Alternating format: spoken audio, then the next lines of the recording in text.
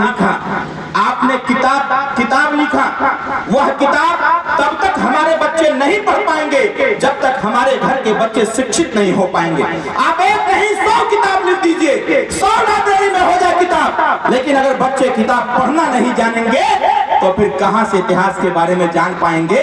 आप इतिहास लिखते हैं और हम ग्रामीण क्षेत्रों में बच्चों को जागरूक करके शिक्षा की तरफ आगे बढ़ाने का काम करते हैं। जब बच्चा शिक्षित हो जाएगा तो अपने इतिहास को भी पढ़ लेगा, जब इतिहास पढ़ लेगा तो फिर जान जाएगा कि इस देश में हम राजा थे तो हम कभी भिखारी नहीं बन पाएंगे, इस देश में फिर से राजा बनना है हमको आपको।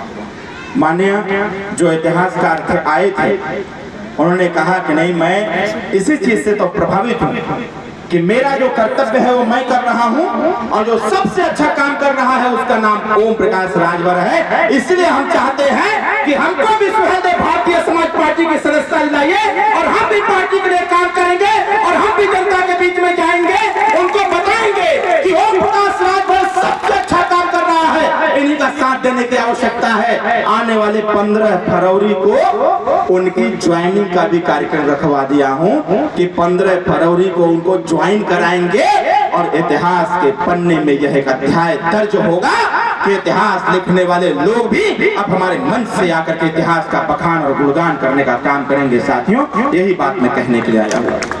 मैं बहुत बहुत धन्यवाद देता हूँ। हमको अभी गोरखपुर जाना है, आपने प्रतीक्षा किया, मैं इसके लिए क्षमा थे, मैं इसको भी सिद्ध कर देता।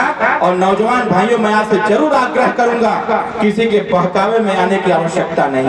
अरे मेरे भाई, बहकाते बहकाते बहकाते इतना साल बहका दिए कि 5 पुस्त बीत गई हमको यह बताने में कि मैं राजभर हूँ और हमारा भी इतिहास है, हम राजा सुहेलदेव राजभर के वंशज हैं। 5 पुस्त बीत गया बताने में।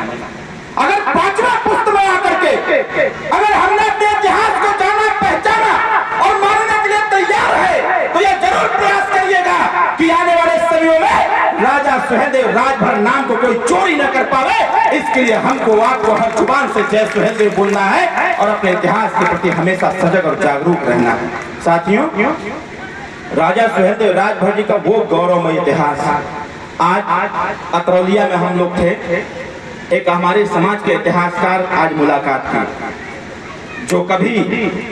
जो कभी नेताजी को ही चुनौती देते थे। एक इतिहासकार, अच्छे इतिहासकार जो कभी नेताजी को ही चुनौती देते थे।